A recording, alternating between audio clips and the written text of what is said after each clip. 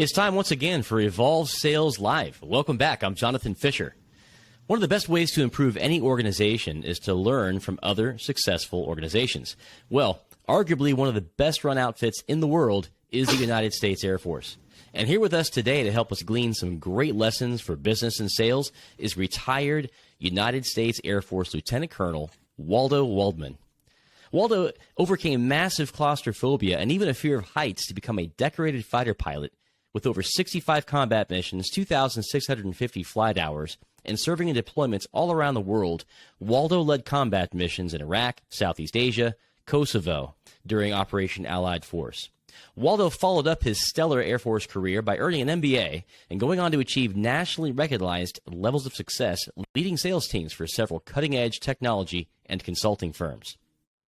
Today, Waldo is known as an award-winning speaker, best-selling author of the book Never Fly Solo, and he's a highly sought-after leadership expert who's been featured on Fox & Friends, CNN, MSNBC, the Harvard Business Review, the Wall Street Journal, Entrepreneur Magazine, Business Week, and many, many others. Waldo is also the founder and president of the Wingman Foundation, a 501c3 whose mission is to raise funds and awareness for soldiers, veterans, and their families in need. Waldo Waldman, what a pleasure to have you with us today, sir. Great to be here, Jonathan. Happy Friday. Yeah, happy Friday to you. So if you would, just in a nutshell, share with our guests what keeps you busy every single day. You have a lot of passion for success and business, and you do a lot of things. Take a look at your website, and I couldn't even count them all. Would you help our audience know what's got you most involved right now? So I help ultimately people and organizations have the courage to take action despite change, right? You look at the world today, the precarious nature of business, the volatility of the economy, COVID combat, and as well as any standard challenges in business that are being shot across the front end of an aircraft. Your ability to act despite those fears, to have the courage to make tough decisions, to step out of your comfort zone, that's what I love helping people to do. I don't care if it's an entrepreneur in real estate or a tech salesperson or a leader of a Fortune 500 company. It's always about stepping out of your comfort zone and being better than you were yesterday. And I use the analogy of being a wingman, a trusted partner. That's what a wingman is, somebody that you ultimately can go to for help. And when you're able to ask somebody for help with confidence, knowing that they'll have your back, and if you as a leader, as a salesperson, in any niche of business, have that confidence that you are confident in others coming to you for help because you have the integrity, you have the courage, the skills, the back end work that allows you to build that confidence, then, hey, that's what builds great teams. And we're not flying solo. We always have teammates who are on our teams to help us win. So that's kind of a broad brushstroke of the concept, and I do it through keynotes, workshops, and also through executive and entrepreneurial coaching. That's fantastic. That sounds like really great lessons for business and for life out of your military career. I'm wondering if we're focusing in here. Now, we're kind of mixing the services a little bit. We talked about Top Gun skills. Obviously, that's Navy, not Air Force, but all military flyers have a lot of things in common, I'm quite sure. Among them is they have a real focus on some core skill areas that they're constantly improving on. If I could begin with the question, where are some skill deficits that you currently see in sales teams, broadly speaking?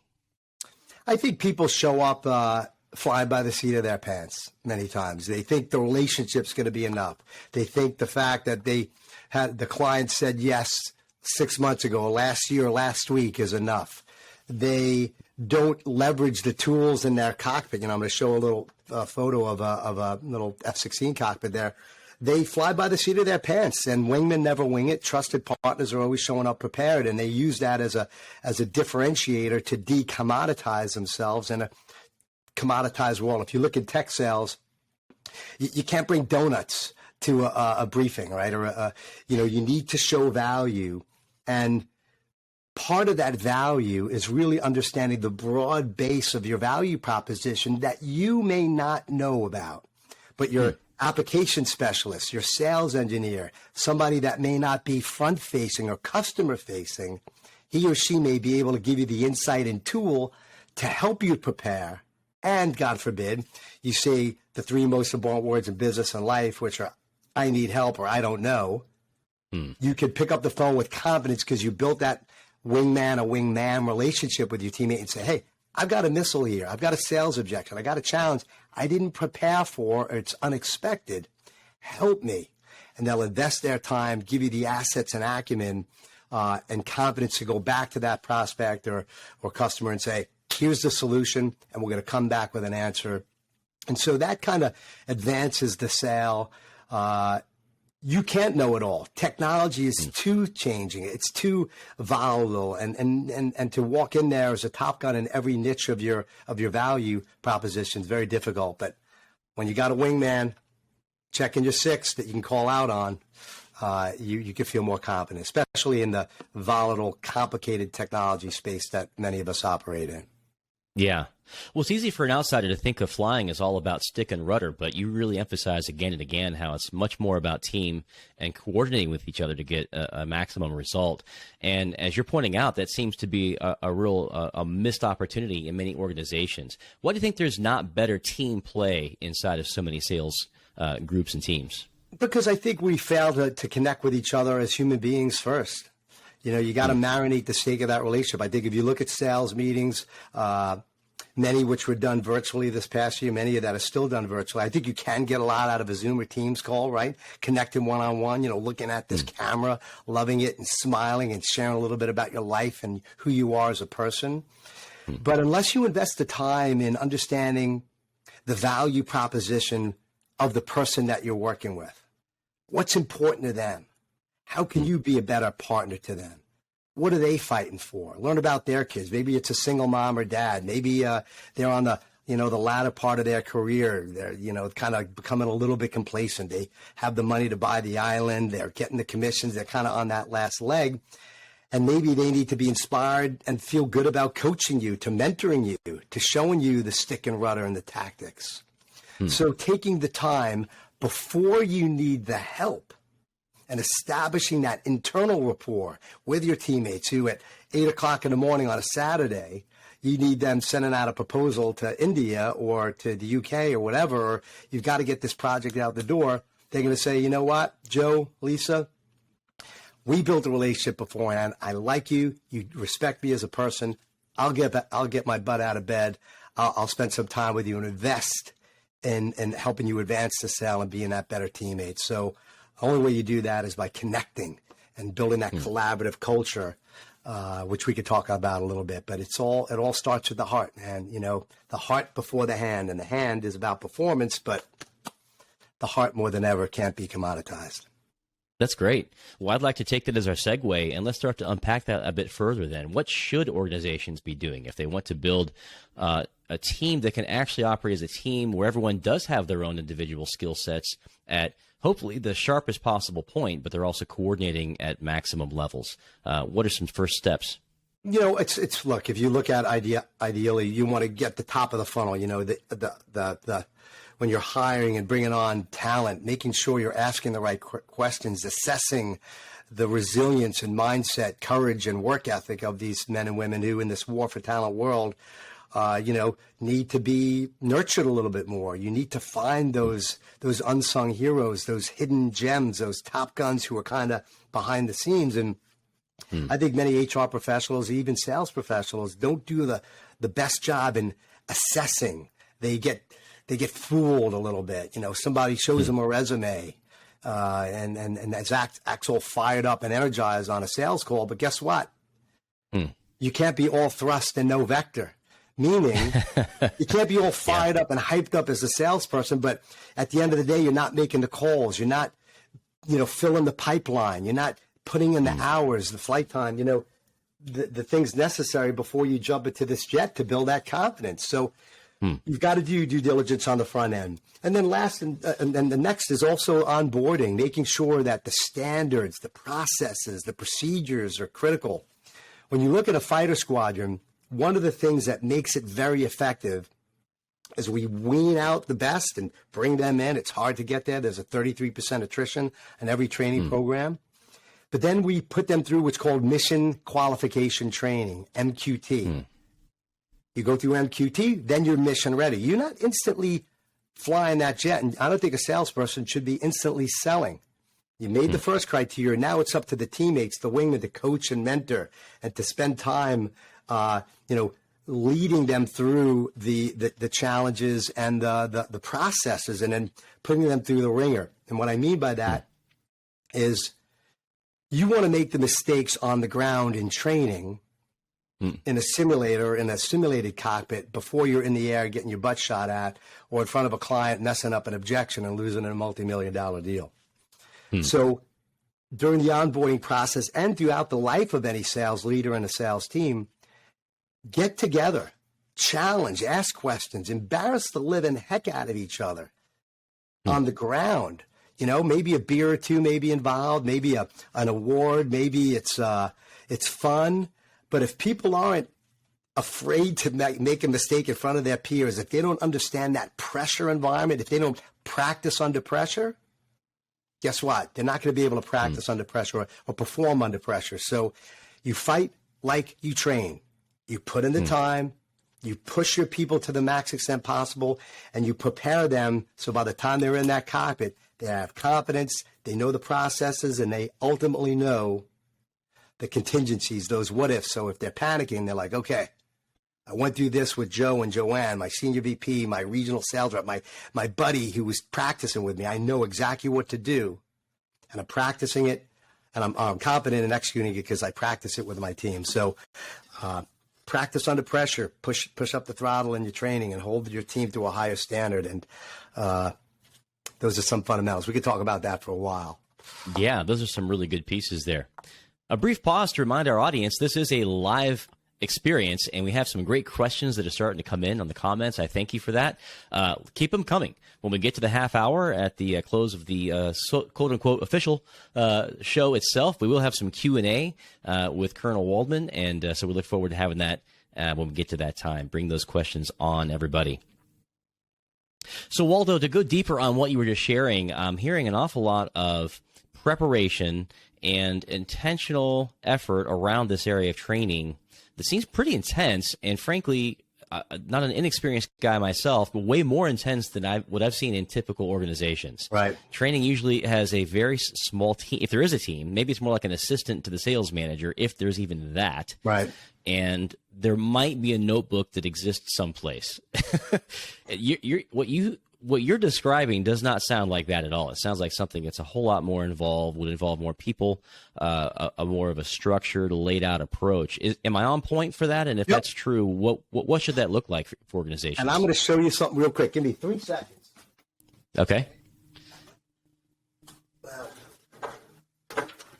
Yeah, the metaphor between actual aeronautics and business are pretty uncanny. There's a lot there in terms of better systems and better skills, right? Yeah, and aeronautics is fine. There's a lot of different aviation professionals. The fighter pilot world, and I know I'm a cocky Air Force guy, right?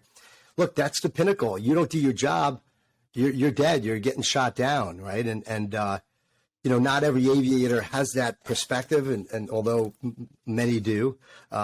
And if you've been an aviator and haven't been in combat and don't know what it's like to have a missile shot at you or come back and your buddy was shot down and captured or killed, those are differentiators. Just like in sales and different technologies groups or whatever, there's a lot to differentiate pilots from average pilots from the ones who've been there, done that. And you need that experience, I think, at the end of the day. But I respect my peers. And there's some great folks that I flew with who haven't been in combat, but I guarantee if they did, they kick some serious ass. Okay, so this is my briefing book. If you looked at my last LinkedIn post, I talked about briefing and setting a standard. And if you see, first off, we saw it with the 79th Fighter Squadron standards, right? It's tight here. We have standards of operation when we show up. How long are the briefings? What's the standard route of departure? Procedures and emergencies, et cetera. Always the what ifs and the contingencies. And then the briefings are very, very detailed. I know it's tight here, but tons of notes and pictures and just very, very minutia. Because when you're briefing complicated processes, you can't remember it all. Ultimately, You may remember a lot, but you may not remember it all. So we use checklists, we use our briefing guides, and we go through it with discipline. And so discipline, consistency, high standards, leveraging media, notebooks, checklists, whatever it is, are an important part of a training culture that performs to excellent standards. So you got to ask yourself, what checklists am I using? What are my protocols and processes? Am I documenting them? Am I leveraging my CRM, which is an important tool in your cockpit? It's your radar. Or are you winging it or flying by the seat of your pants or selling by the seat of your pants? So I love the briefing, and there's also debriefing as well, because you learn from your sales victories and losses. But stay true to the standards, discipline yourself, and even if it's you selling on your own, hey, I'm going through a checklist. I had 2 sales calls today. I'm on there, I'm researching, I'm going to LinkedIn, I'm studying a little bit. So by the time they're on that Zoom call, I'm staring back at them, I'm building rapport. I'm confident. I did the due diligence. I put a little sweat equity in. Those are things I think that are fundamental, but often taken for granted, and can kind of give you that upper edge. Yeah, for sure. What are some of the ways that somebody who is, let's say that they're a sales manager, and maybe they don't have, C-level authority, but they have a team and they want to start to implement on what you've been talking about here, Waldo. Could you recommend some initial steps? Can they kind of do a self-assessment and begin to see, where do I need checklists? Where do I need to tighten up my training? So great question. And by the way, I after I got out of the military active duty, I went to business school, and I was in tech sales. For those that are wondering, I was working for an Israeli high-tech defense contracting firm, simulation systems, virtual training on a computer. It was really cool.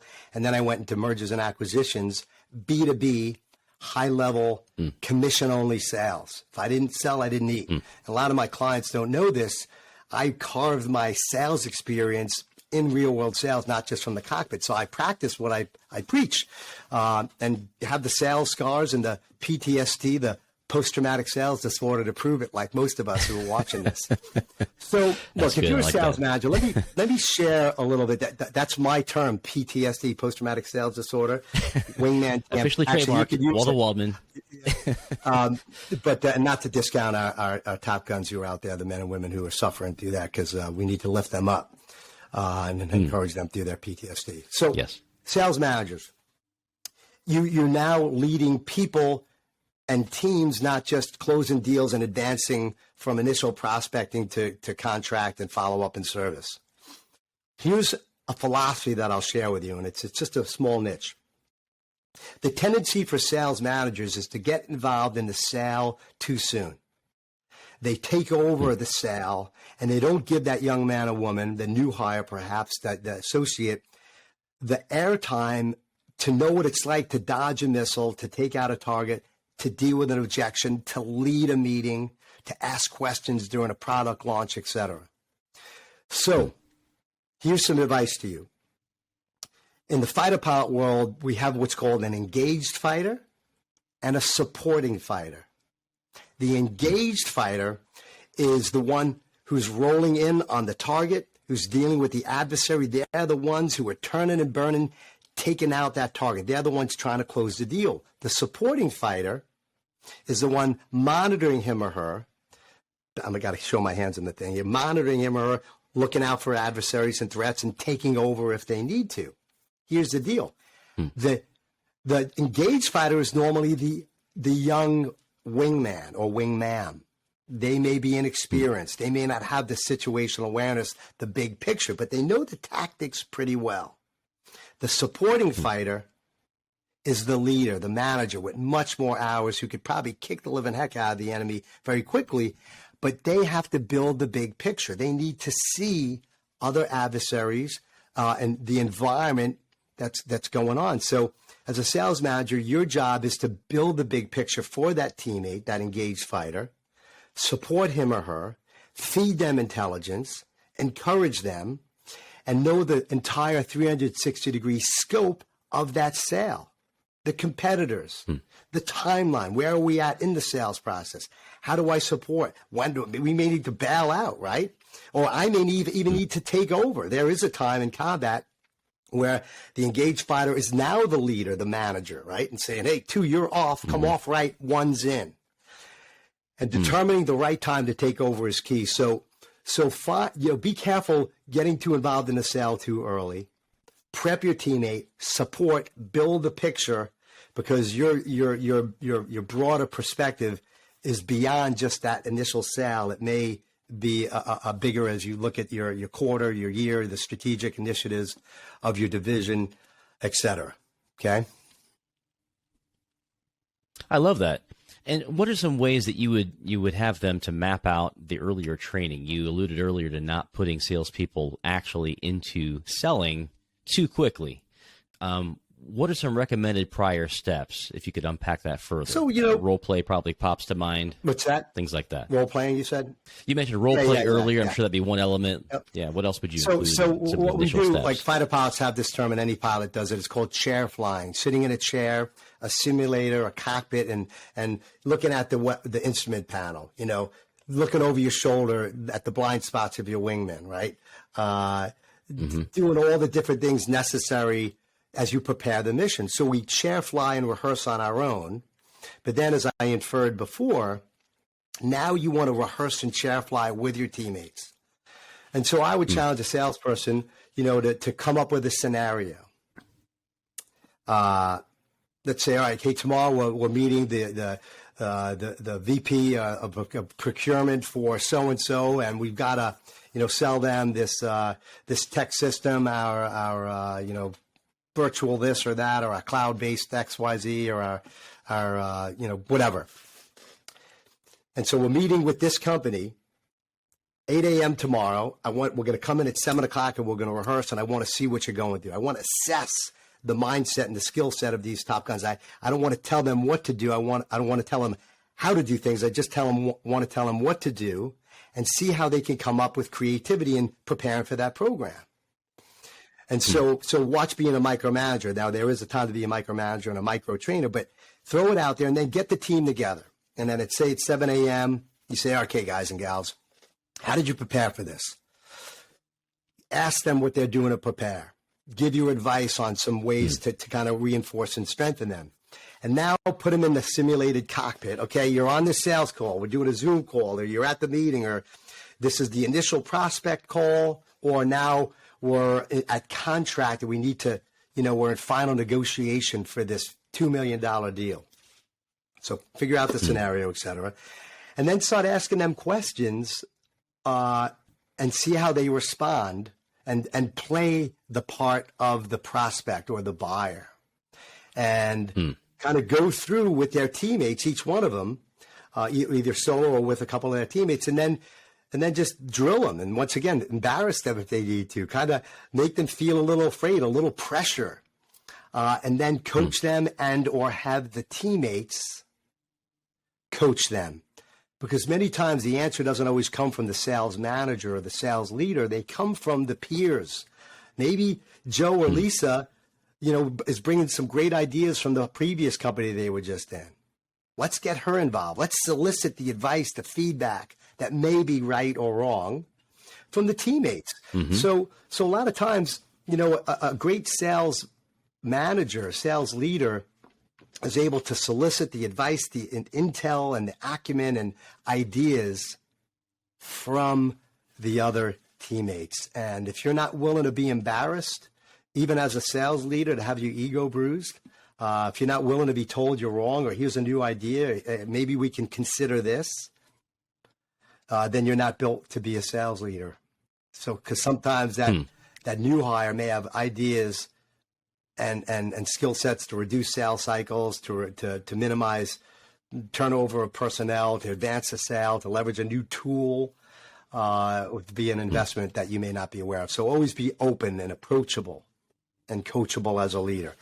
Being approachable and coachable is critical, and especially in sales where there's too much volatility and change going on. Yeah, for sure. Well, that's some really, really good actionable insight you've shared here, Waldo. What a fantastic conversation. It's blown by way too quickly. No. I'm wondering if you could let our audience know how they can pursue you further. You have so much more to offer and a lot of great inspirational material along with nuts and bolts insights like we enjoyed today.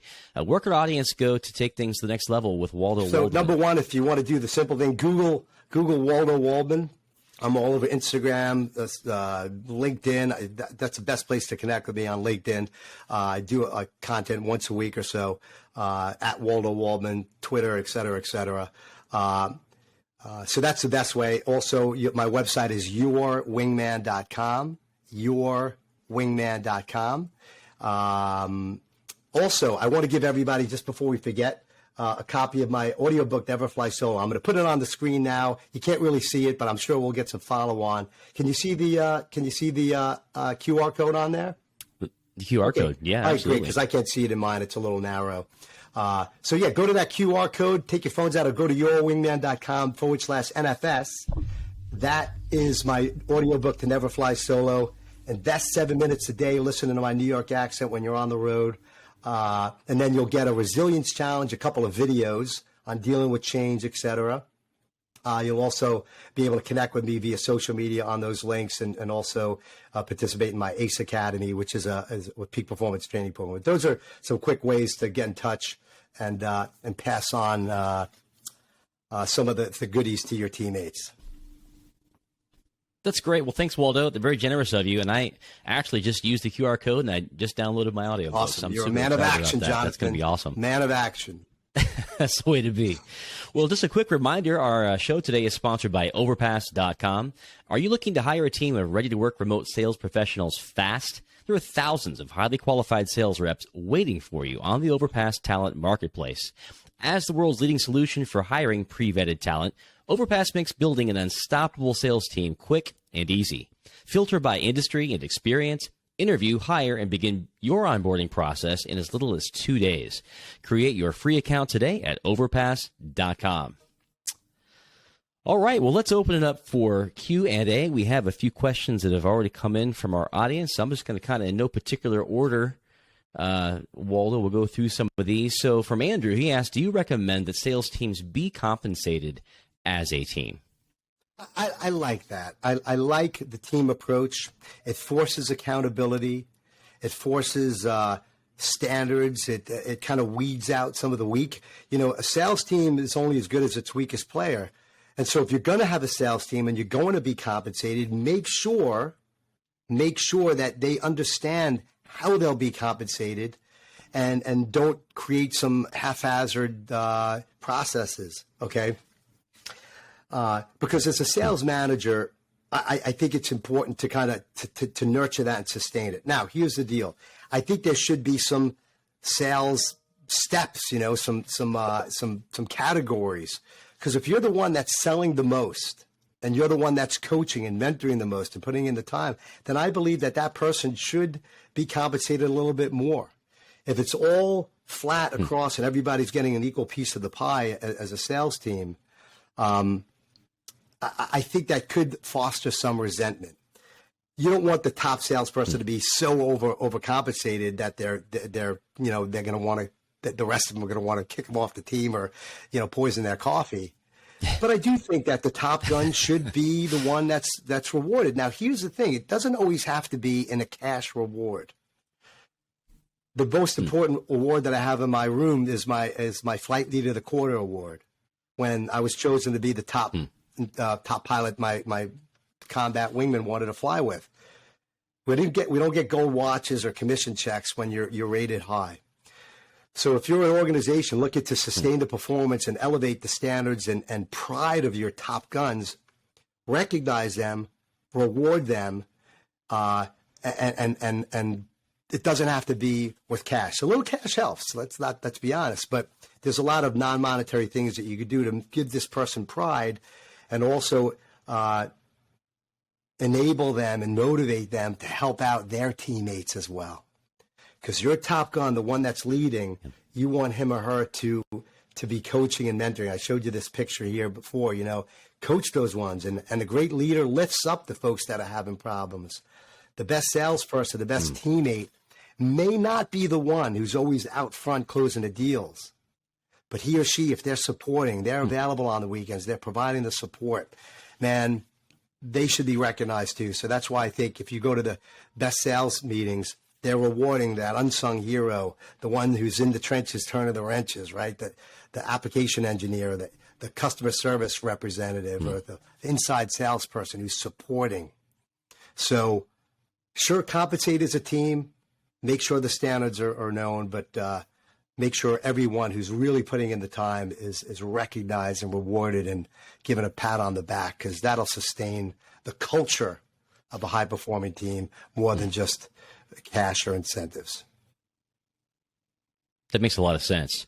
I think I'm going to go to Sadiq's question. It's a great follow-up. He's asking, do you recommend commission-based or salary-based compensation for your sales team? I grew up in sales, and I will always push for commission-only based. I think sometimes have a little stake in this, stake in the game. Maybe a draw is okay. But if your salespeople, especially when you're hiring them, aren't willing to put in and put their money where their mouth is, and they're not willing to go commission, they are leading with fear instead of courage and productivity and confidence. And I would be afraid. I run a 7-figure business. When I was in sales, I did very well. I got sales scars and battle damage like the rest of us. But there should be no cap on the commission of that bestseller. They should be incentivized and pushed. And if they want to work 16 hours a day, 7 days a week, because that's where they are in their life, maybe that's their priority, then don't cap them. But I know that's a tricky subject, and there's a lot of different compensation plans to provide. But I think at least some type of commission-based criteria should be made if you truly want to lead a Top Gun sales team. I'm not a fan of flat salary, but that's just because I'm a type A anal retentive fighter pilot. Yeah, that's great. Well, it makes a lot of sense too. So I think at that point, Rob's question comes into another follow-up. He's asking, how can you help your management to do more in onboarding instead of just leaving it to other sales members to get the team in shape? So this is maybe a counterbalance to what you said earlier. Obviously, there's lessons to be gleaned from colleagues or people that maybe they're just ahead of you. What can be done to kind of get the message up the chain? Yeah, it's a very challenging question, because if you look at there's bureaucracy in any organization, at HP or in the 79th Fighter Squad, if you're in a small tech company. First and foremost, I want the sales managers, the sales leaders, the CEOs, the VPs, the regional directors to listen to this, because you've got to be approachable. And part of it always should be, when you're briefing and debriefing missions or sharing ideas, an annual sales meeting, by the way, it shouldn't just be annual. Sales meeting should be maybe once a month, or, touching base with the team, sharing some ideas. Don't wait for the annual meeting just to incentivize or reward your Top Guns. Maybe there's monthly awards, et cetera. But your finger should always be on the pulse, saying, how can we improve? What do you got? How do we get better? And so you should be soliciting and asking for that feedback, and then being careful on how you respond, because some of us get our egos get in the way, or we become defensive. So number one, you've got to be working with a leader who's approachable, who's coachable, and who listens, not just to the prospect, but listens to you. So you've got to navigate that terrain as a new hire, or as a somebody who's working for a leader, and say, sir, ma'am, can I sit down with you for 10 minutes and share some ideas that I have about how to onboard our sales team? I read some interesting article, or I came from a company who was really good at this, or I got a buddy, man, he's so awesome at this. Can we invest 20 minutes of his or her time with us, maybe on a Zoom call, to share some ideas? Absolutely. Let's schedule it. Let's make it happen. And once again, if your sales leader is not listening to you, guess what, sales leader? Their resume is out, and they're going to the next company, because people fire leaders, not companies. So it's your responsibility as a mentee, as a lower wingman, a wingman on that sales rank hierarchy, to approach. And you'd be surprised if you ask with honor and with respect and at the right time. Most good leaders who are, especially in Top Gun sales, they'll listen to you, but come with your flight plan, come with an idea, come with some beef, and minimize the complaints. You can complain, but then share a solution. No one wants to hear a complainer unless you've done some due diligence and said, hey, here's an idea I have based on this faux pas that we did. And here's 3 solutions. Here are some things we could think about. So take the initiative, young sales wingman or wingman. It's up to you. Sometimes the sales leaders are dodging so many missiles, they may forget to keep you on their radar as well. Yeah, that makes sense. Joey asks, what do you do to keep your team motivated when they're having a bad month, and then keep them hungry when they're having a great month? Well, number one, I was just telling this to a buddy of mine. I'm having a really good month, closing some deals, whatever. And I know what it's like to have a bad month, to be irked. In sales, you don't want to get too hyped up and amped up when you win, and you don't want to get too pissed off and negative when you lose. There's a time to celebrate, man. You have a big win, bring the beer bell, celebrate, jump up, do whatever it is, but then get back in and say next. Next rejection, I'm not stopping until I get a yes. Next yes, I'm keeping it going, and I'm not becoming complacent in my passion and drive for the win. By the way, if you don't get more pissed off when you lose than you get excited when you win, that potentially is a notation of a crazy salesperson. I expect to win because I'm prepared. I know what I'm doing. I know my competition. When I'm on a sales call, I'm expecting to win. And if you're approaching it with fear, guess what? You're not prepared, or you haven't earned the right to be on that call. Or you may get lucky. I've gotten lucky too. So when I lose, I'm like, man, I'm pissed off, right?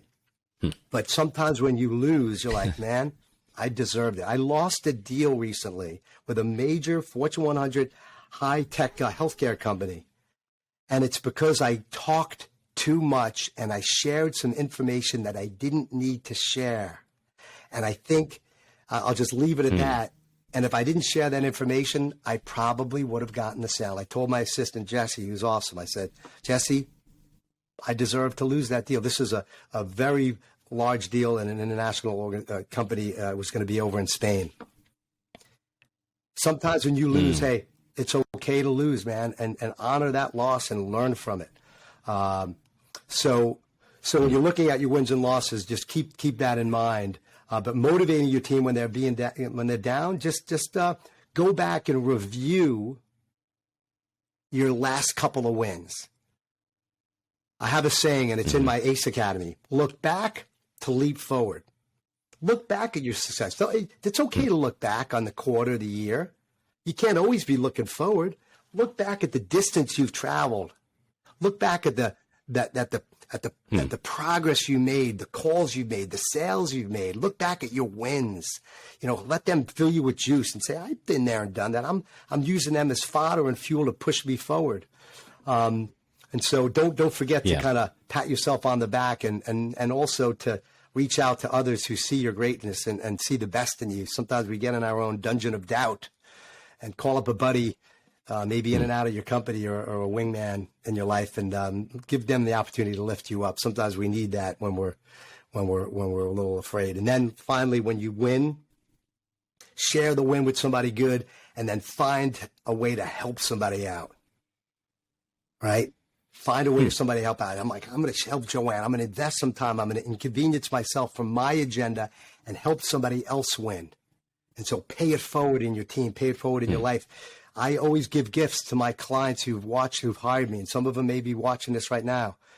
Man, I'd like to stay in touch with those folks who believed in me, who said yes, who wrote the contract, who wrote the check to me.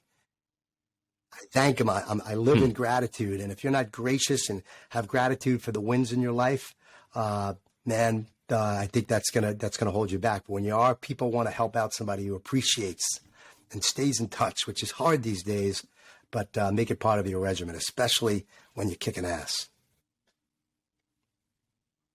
I love it. Well, Waldo Waldman, you've helped us learn some ways we can kick some more ass out there. And I want to thank you on behalf of our whole audience for adding so much value to it. You got it. Remember, yourwingman.com/NFS. It's on the screen. You can send that out there. Share it with your teammates and share it with your kids, too. There's a lot about overcoming fear. I talk a lot about that in my book. But, Jonathan, you're a professional. Thanks for holding the standard. We had a sound problem in the beginning, and you were gracious and kind, and I needed to show up 4 minutes earlier, so we didn't jump through our butts. So I'm going to take the hit on that and learn from a professional like you. All good, my friend. Thanks again for being here, and welcome to come back anytime in the near future. You want to be on our show, you got a standing invitation.